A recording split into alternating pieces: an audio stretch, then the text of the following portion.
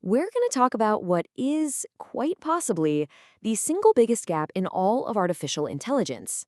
I mean, this is a blind spot so huge, so fundamental, it might be the one thing holding back the entire future of technology as we know it. Okay, let me ask you something. Have you ever been driving, you're following your GPS, and it tells you to turn right now? But you look, and right where you're supposed to go, there's a brand new building.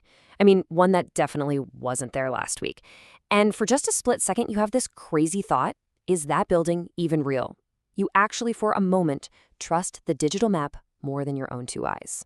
Well, that little moment of confusion, that's not just some funny quirk of living in the 21st century. It's actually a clue, a really big one.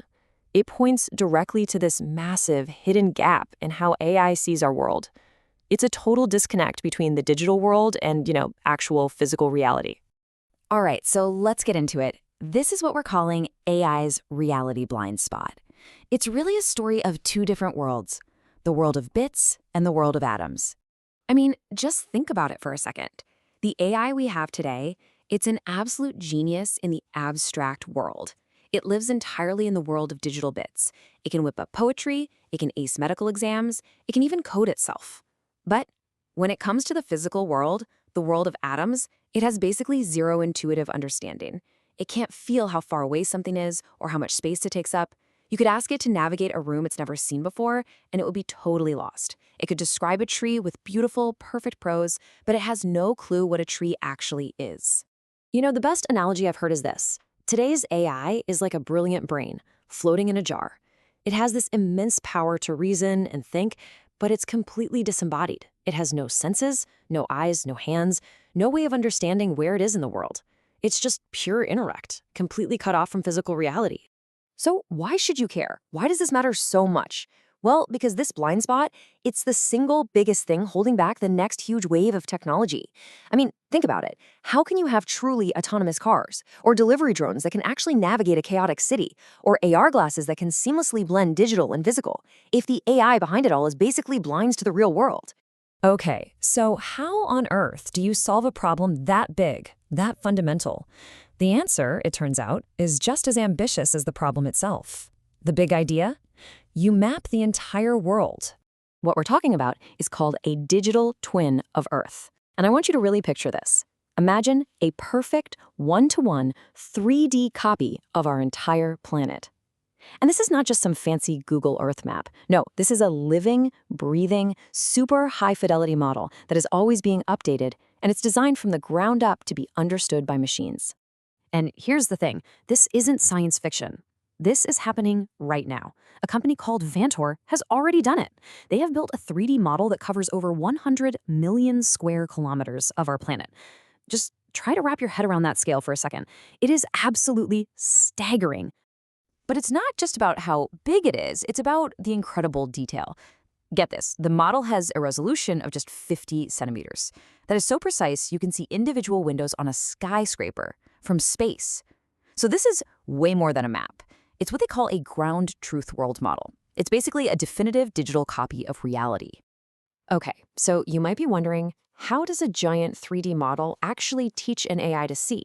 It's a great question, and the answer, the way they get from just raw pixels to a real sense of place, it's actually pretty elegant. Probably the easiest way to get it is to think about something like ChatGPT. You know how a large language model takes words and turns them into a special mathematical format called an embedding? That's how it understands meaning and context. Well, spatial intelligence does the exact same thing, but for the physical world.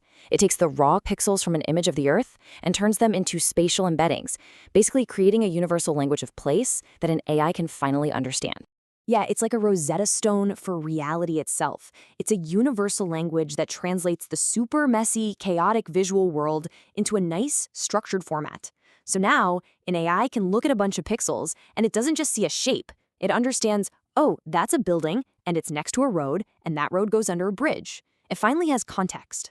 Okay, and this is where things get really crazy. To keep this digital twin alive and up to date, the system has to process, wait for it, 6.8 million square kilometers of new imagery every single day.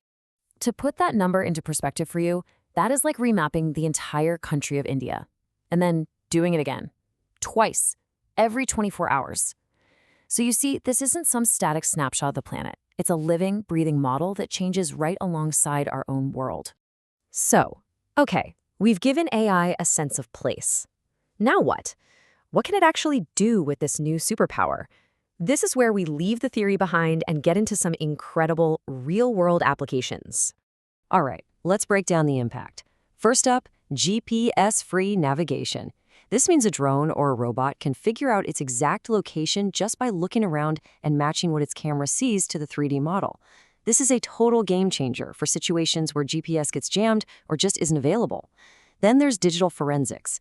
Imagine investigators taking a dozen different cell phone videos from an incident and placing them all perfectly on the 3D map to reconstruct exactly what happened second by second.